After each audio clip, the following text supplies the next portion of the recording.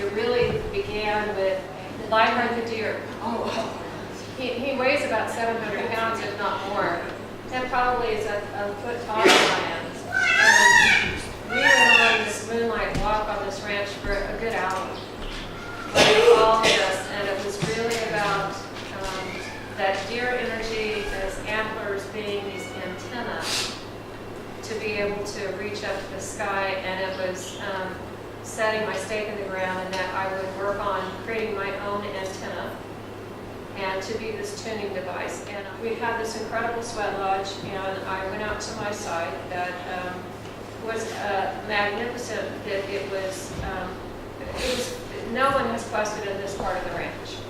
So my spot was well away from everybody. As I would sit in a circle, I would make a point to look, in different spots. So much of what was focused on was in the front. All kinds of birds, and armadillo, and blue heron, and red-headed woodpecker, and red cardinals, and dragonflies, all of these relations. And it was just an amazing experience. But the first night, I go to sleep, and I have this dream. And in the dream, I go into a classroom, and there's about 10 or 12 people that are in the class. I find a desk, and I sit down, and I look at the board, and there's symbols, there's writing, and I don't understand any of it. And the professor comes, and he sits down, and he sits next to me, and I said, I don't understand anything that's on the board. And he said, of course you don't understand it, but once you understand it, you'll understand it.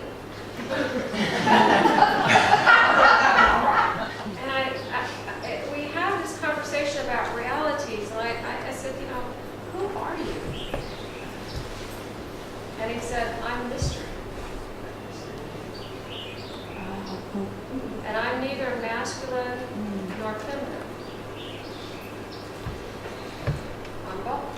And I said, I'm that too.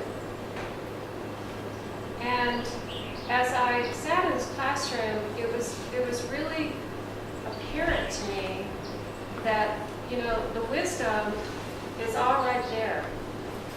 And the people that were in this classroom, that we all have access to the wisdom.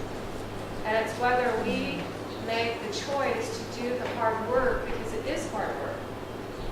And the people that were sitting there had access to the same thing that I did, but they didn't want to do the hard work.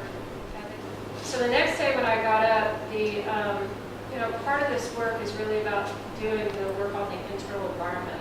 I had really come to the place of this shame that I carried with me, of a variety of shames, and that I categorized into these 7 shames. So I knew that at some point in this circle I was going to become friends with those shames, announce them to the environment, and ask for the healing to be able to do that work. And I worked on that next day, and I drummed and I sang, and I made a real effort to not sleep as much as I did on the other 2 quests. And so the next night, that night, Thursday night, I started getting annoyed because I thought, nothing's really happening. Come on. I could stay home for this. I've got some shamanic journeys in my backyard that were more wow than this. Come on. I need a name here. Through the night, things start to come up, and then it was in the pre-dawn hours that I can hear on the pond there's a bird that gets killed, and it's obviously been attacked by something. But it's in this process of dying, and I come to this realization there's a part of me that's in this process of dying. And I can hear the wind, and I can hear the trees fall over. And then the next morning, Friday morning, I get up, and I'm still like, there's not a whole lot going on here, and I'm writing things down. And as I'm writing, I'm thinking, wow, there's really a lot going on here. And the wind is gone, and I hear this monster tree fall. And when I hear this tree fall, I'm startled by it, and I start crying. And I'm so struck by the connection between between this bird and then this tree and this death and dying process. It was as if this part of me just fell. So I'm sitting there, and I become aware that I can smell the smell of smoke. And there's a burn ban, and you know, and I'm a retired police officer, and I'm kind of a rule-breaking rule keeper. I took pencil too, so. I'm thinking, you know, we stay in our circle. We have our that's our protective area. We stay there, and I, of course, look behind me where there's nothing going on, and now I'm going, okay, there's smoke. And now I have to make a decision. I got to leave my circle. So I leave my circle and I go up, and there's a fire. Oh. And this tree that's fallen has hit a power line and knocked the power pole down and started a wildfire. Now I'm about 1,000 feet from that. Nowhere near the rest of the encampment. I'm probably a quarter of a mile. I'm 3/4 of a mile away. 3/4 of a mile away. And I start running.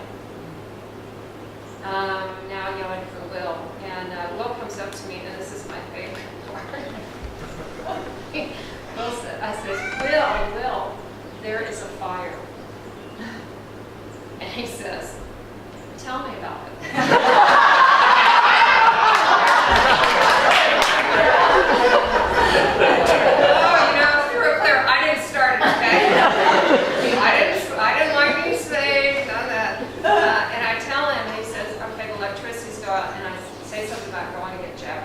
We walk over where Jack is, he gets Jack and tells me, go to Judith. And so they go to take care of what they need to take care of. And I see, I can't go over to Judith because now there's a lot of energy, there's a lot of things that I cannot commingle my energy with them. So I start walking back, and a couple of people followed me, and I said, you know, you can't follow me, you have to go and take your direction from Judith. I've got to get back to my circle. Because my job was done. That was my job, was to sound the alarm and then to get back. And so, in my mind. So I got back to my circle, and I stayed in the circle, and I sang the pipe song, and you know, trucks are coming up and down, and people are rushing, and I knew that that wasn't my reality at that point. I needed to pay attention to my circle, and they could take care of what needed to be taken care of. So I sang the pipe song, and I did my work. And at some point, Jack, the property owner, came off in the distance and kind of gave me the thumbs up. Okay, so I went back to my part. And, you know, there's activity going on for a while, and I started looking with my pine cones. And it took me a good 8 hours to do all 7 of those pine cones. And it was part of that real, you know, coming in and out of different realities, being in the fire, coming out of the fire, being in the shade, coming out of the shade, being a tree, not being a tree, being in the sky.